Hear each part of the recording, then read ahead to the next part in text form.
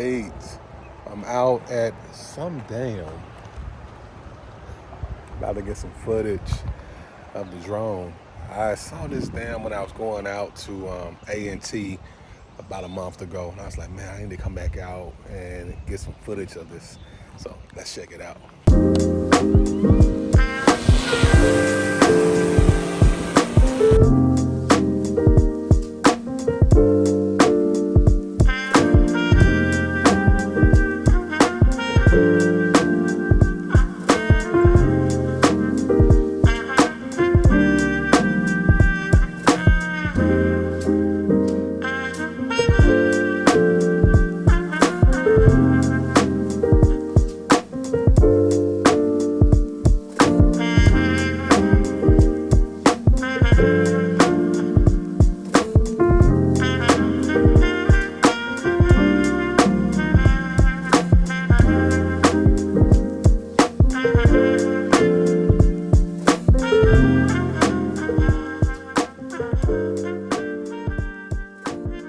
So the drone shoot is over.